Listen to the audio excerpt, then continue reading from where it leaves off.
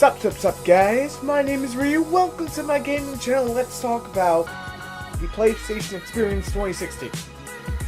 I was not expecting much out of this, and I know what you guys are going to say.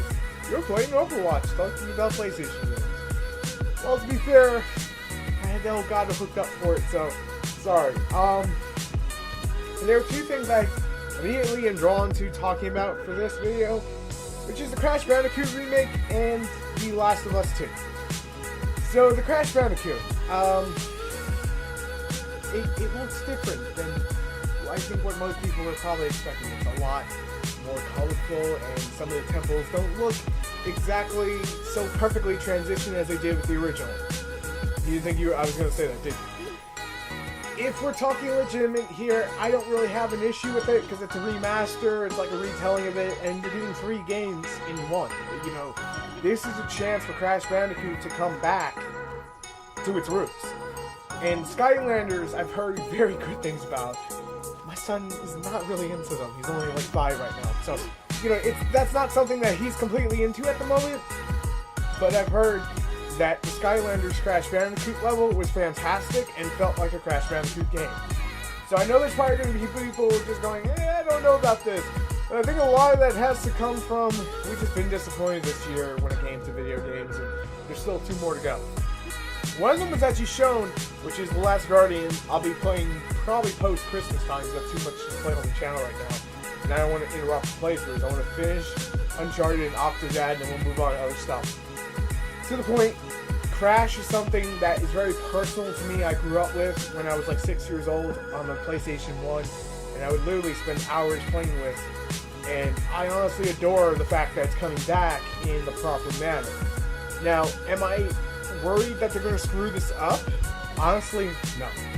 Because this is coming from the team that makes Skylanders. You know, those things, as much as I don't like them, are extremely popular. They're toys, you know, they're pretty much amiibo, let's put it that way. They're toys and they're like DLC packaged together for a fair price. You're getting a toy that you can play with, so, or put it on your shelf or something, you know, if you're younger. It's cool. I wish we had that when, you know, I was younger. But, the big thing, and I haven't said this on the channel yet, I was waiting to start playing it in like January, so The Last of Us Part 2 was announced, and all the feels came back from the first game. So let me go back to before I started my YouTube channel here, and I played The Last of Us not knowing anything about it. I didn't even know it was made by Naughty Dog at that point, because I was just so out of it, and I was just like, oh, you know, whatever. Oh wait, it's made by Naughty Dog. Okay, that's safe to buy. You know, usually you have a couple developers that you can trust completely with your money, and Naughty Dog is definitely one. Crash Bandicoot series, the original one, and then Jak and Daxter, and now, you know, Uncharted, and then Last of Us. So, Last of Us came out, I didn't know what to expect from it, and the first 15 minutes I'm going, okay, this is crazy. And then you get to that point, spoilers in case you have yet to play the first one, it's going to be on the channel soon enough, you get to the point where Joel loses his daughter, and I've said multiple times, as I just said in this video, I have a son, I also have a daughter, and it just hit me so fucking hard when I first played that. So I am scared shitless to the feelings that are going to come out from playing the second one, but I more than welcome it. Now, the actual breakdown of that trailer is simple. Ellie is 19, that was actually confirmed on the panel, that's why I waited to do this video instead of just spitting out a video. That makes me super hyped, because that means there's a time skip, and hopefully we'll get flashbacks to some of the important events that happened those past 5 years that have passed in the Last of Us universe. Because if you remember, she had that bite mark, and now she has a tattoo on that arm, which could be a way of hiding it, or maybe they found some way that, you know, it's not affecting her. I don't know. But the song she sang, I didn't even realize it was Ellie at first.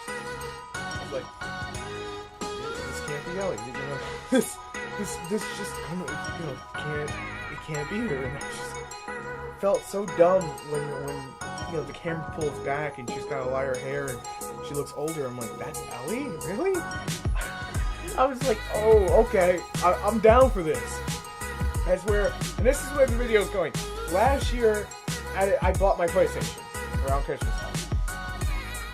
Did I feel like I got my money's worth? I mainly used it for the PlayStation View, and then with all the stuff that seems to be coming out in 2017, I am just so happy to be owning a PlayStation at this moment. Really. I really am. Not to call it bad. I mean, Xbox is pretty much, you know, I enjoy video games. I don't care what system they're on, I just enjoy them. That's the way we should. So, Parappa the Rapper is hitting its 20th anniversary.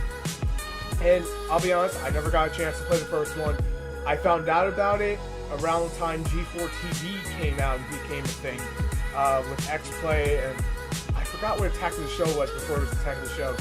But it was something else with Kevin Rose, and then Kevin Ferrero came on. To the point, Parappa the Rapper, that's how I found out about it when X-Play was talking about it.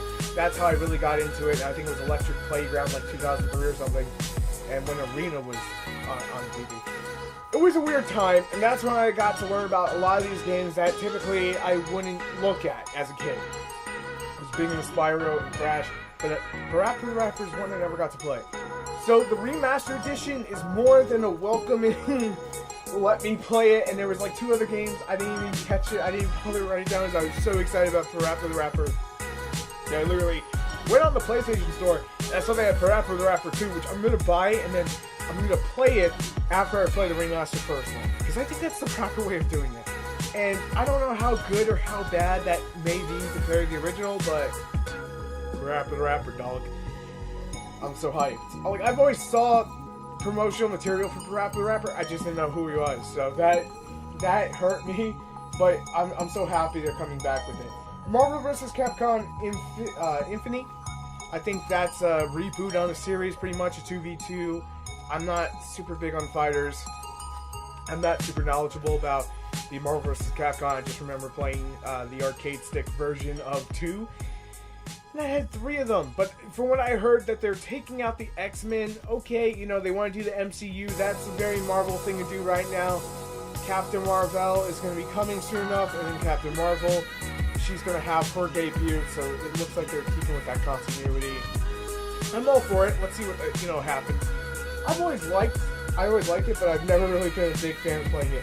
Knack 2, I don't know. The first one, I saw it, I passed it up, it was like, okay, that's cool, and I just like, forgot about it pretty much. I don't need to like click down if there's anyone who likes Knack. Maybe one day I'll play it.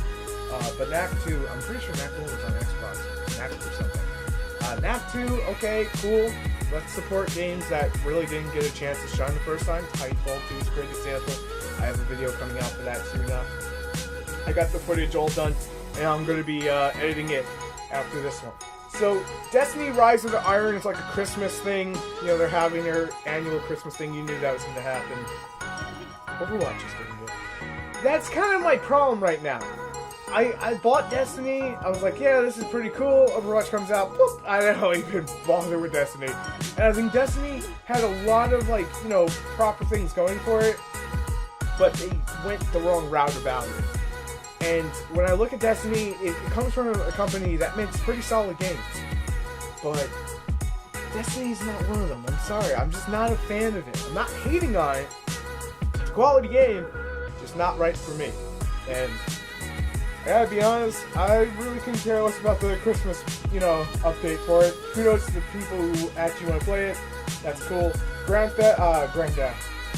Turismo Scorched Shrift. I couldn't read my own handwriting, forgive me.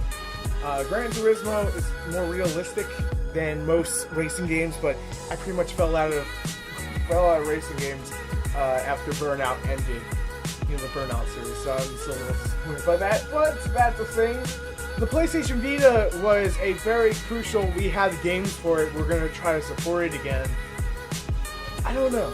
It feels like the whole PlayStation Vita thing, it's nice that they're acknowledging that it exists, but it feels like too little too late, and it just kind of comes off of a bad time. Right now, Nintendo, let's be honest with each other.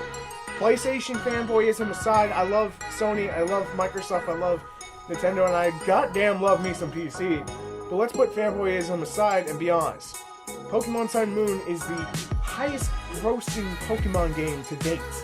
I think it even outsold Red and Blue. So, I know they want to get Vita out there, but they need that Pokemon killer app that's going to get people behind the Vita. And right now, it's too little, too late. That's just my personal opinion. That could change, because I'm human and I'm idiotic at times, but if we're being realistic here, I think it's nice that they're trying to, you know, like increase those Vita sales. It made me have the word Vita in my mouth again and look it up and want to, you know, check it out. But then I'm like, there's not that one game I'm going to spend countless hours with friends on. That's the one thing that's missing, and it's kind of the same thing I've been mentioning over when it came to the Xbox camp, is you have a couple good games, but there's not that one killer game that's not called Overwatch that I want to play, or called Pokemon I want to play with people. And that is the problem. I mean, granted, there's Bloodborne on PlayStation 4, and there's a lot of upcoming stuff that I'm super hyped about. I can't deny that much. And PlayStation right now has some great fucking single-player games. But let's talk about one of the multiplayer games that is coming back. Wipeout Omega Collection. I've actually played that on the first PSP. Let me say PSP. It's PSP. PlayStation Portable. And I had a lot of fun with that. So I may go back to that. I may actually pick this collection up and actually just try it.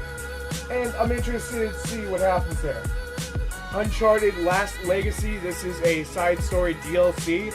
Again, part of the reason why I waited a couple of hours to actually record the audio and put this video together is because we didn't know if that was DLC or a completely separate Uncharted game.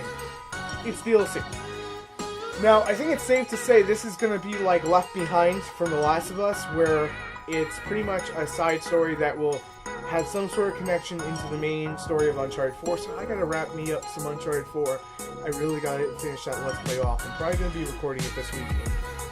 Probably just knocking out parts left and right and getting through another chunk of the game and then uploading all that to you guys on the days that don't count like this, you know, like the separate days, the separate video days. You know, I like to give you more content. Just take it. You want more content from me if you like me. So, you know, it's simple as that. The big things we didn't get to see today, Spider-Man, which I'm excited for, don't get me wrong, but I have kind of my fences up. I think Insomniac is going to make one hell of a Spider-Man game regardless, because if you look at Sunset Overdrive, and whew, that game was fun as hell, but it was very like cult kind of hit. I think as long as they go that route, they're good. We didn't get to see God of War, which I'm wanting to see some more. They're probably going to wait to E3. And we got plenty of time. They also did show off the new Tomb Raider. I don't know if that was DLC or if that's the new Tomb Raider. I think it was the new Tomb Raider.